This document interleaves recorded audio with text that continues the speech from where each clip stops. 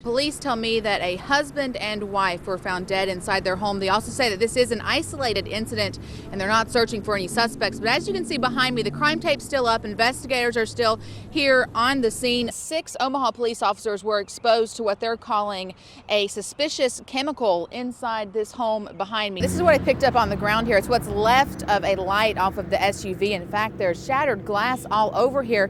And if you look on the wall up here, you can see the point of impact to the building. The car just went flying into this building. Take a look. This is 16 tons of shredded steel. Look how close it came to crushing this SUV. Getting that one fixed?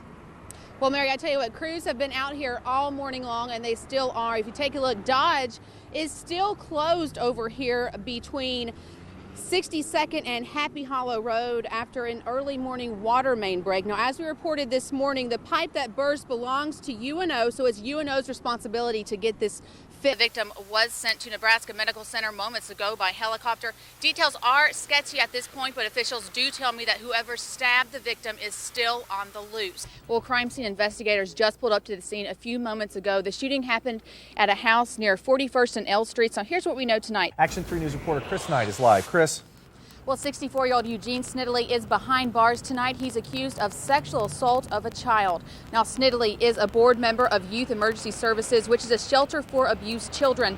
According to police, Snittley is accused of inappropriately touching a 4-year-old girl on several occasions this year.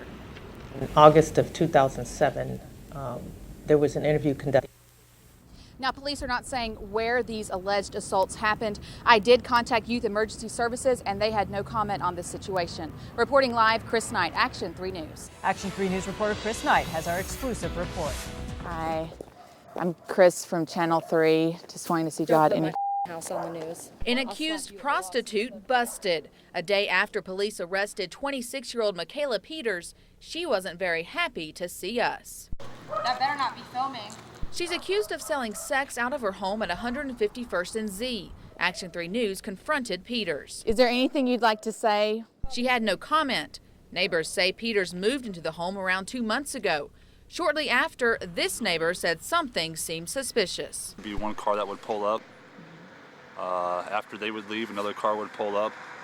Another hour later, another car would pull up. Peters even has a website. Pages of scantily clad photos, some we can't show you.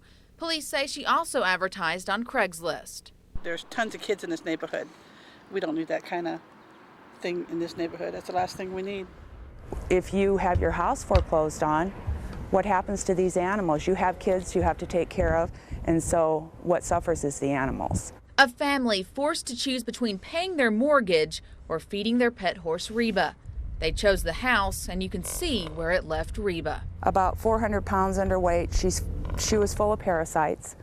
She's very wormy when we brought her in, and she's blind. But she's hanging on, thanks to Gina Stoops and her husband.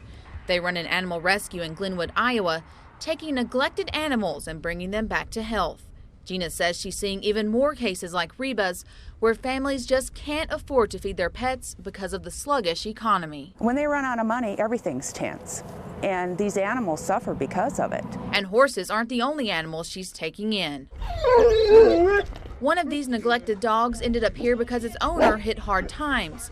The dogs are now healthy and full of life, something that's not so certain for Reba. It's hard to say, what the outcome of Reba's going to be right now. She's healing.